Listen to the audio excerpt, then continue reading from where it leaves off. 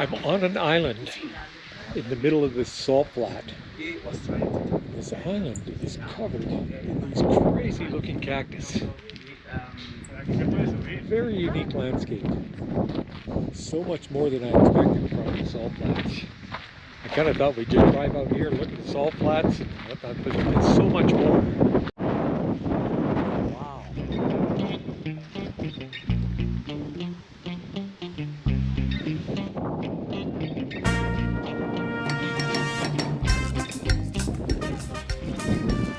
So much more than just a tour of the salt flats.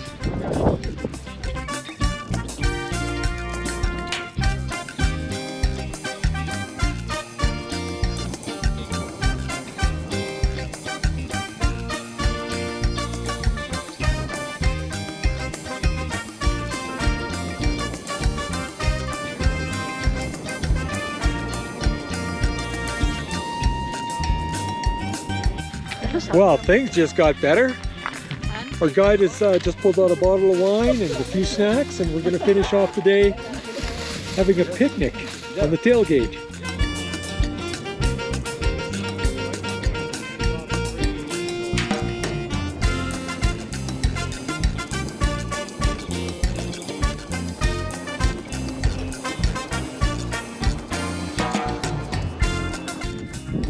The guy just stopped here on the side of the road and said go out and take photos. He never gave us an explanation as to what this is, so I'm going to have to enlighten you once I get more information.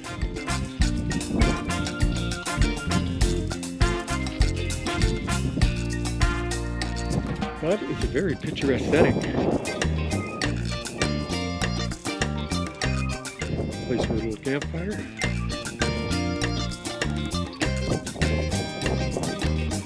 Locked up.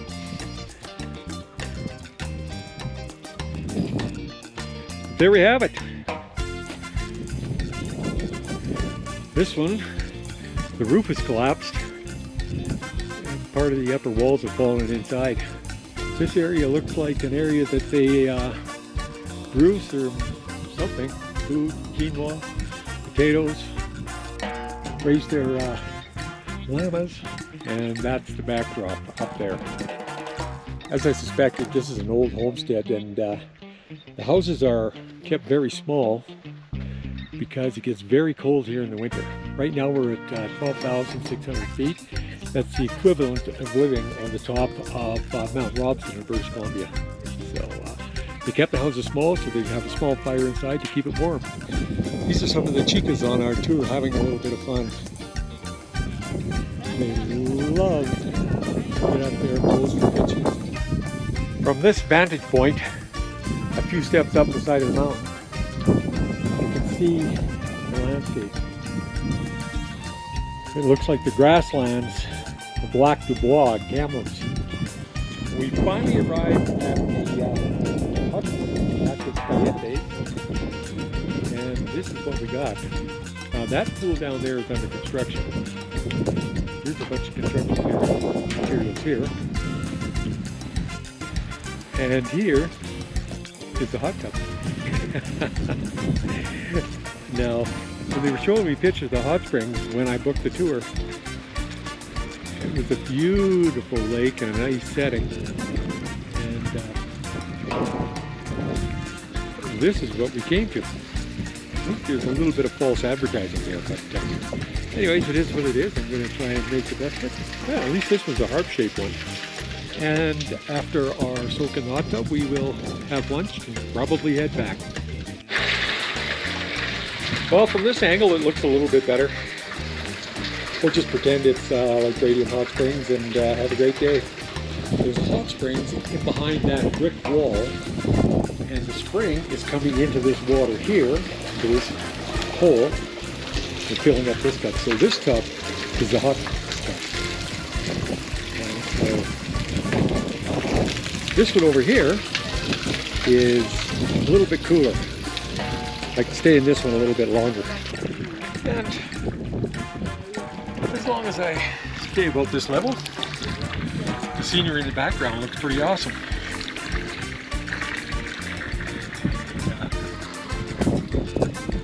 There's two more chicas. Say bye. Bye. These girls, you're from Colombia? Colombia. Yes, and these two girls are from Bolivia. So you're Eva. Eva, Estrella. Estrella, Lenny. These have been my travel companions for the last couple of days, and they have been absolutely delightful company. Well, I'm the last one in the pool. I have to pay 10 Bolivianos, grand total of $2 Canadian to be in here, so I'm going to get my money worth. So I know lunch is pretty quick, so I'm just going to hang out for a bit and wait until it's ready. It doesn't take me long to get ready for lunch. That is Karen. She is the final member of our tour group, but I missed her because she got out of the pool early. This is another tour group. One of the fellas is from Portugal, and his wife is Bolivian. That's why he's here, and they're both now living in Switzerland. Here I am, living life dangerously again, walking across this narrow plank. I want to see something here. I don't know what Fran has in mind for us, but we'll see what's going on. Many years ago, it's for minerals here. See? Right now, it's for grinding up the quinoa. Yes. The See? quinoa. Yes. And the water turned the wheel to grind up the quinoa. Yes. Yes. Yeah. It was an old water wheel Yeah. that ground all the grains in quinoa. Okay, this is starting to make sense. Esto es para regular más. Y ya lo convierten en harina, ¿no? Como pueden ver. Mira. This is a chute where the water comes down to power the water wheel that's in behind that wall. This is the weir that directs the water into the chute that goes down to the house to hit the water wheel that propels the wheel that grinds the quinoa.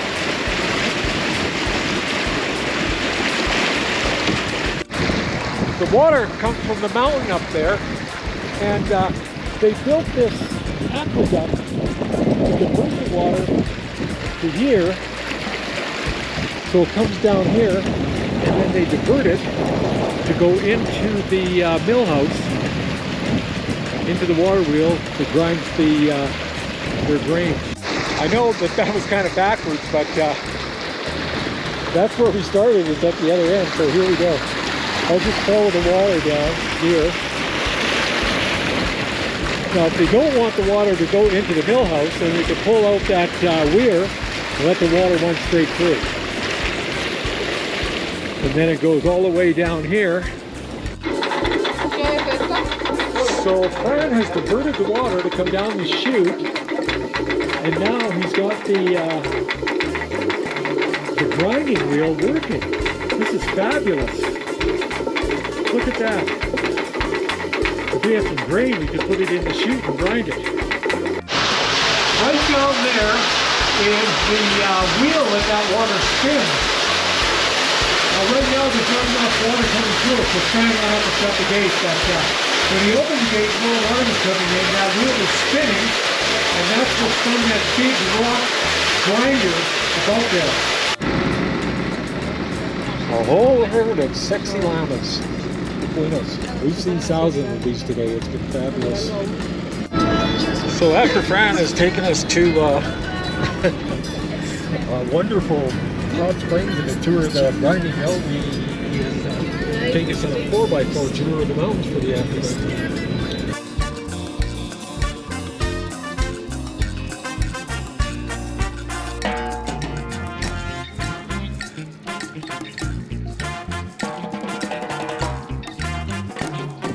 This area is 4,850 meters, and this lake is Laguna Celeste, lake of the universe, lake of the sky. It is beautiful. I think this is the highest I've been so far. Beautiful.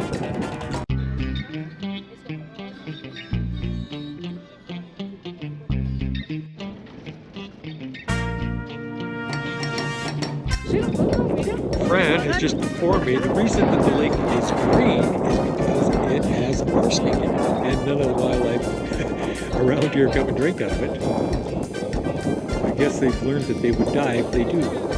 The thing to do while you're here, it appears, is to build an Inuk shop.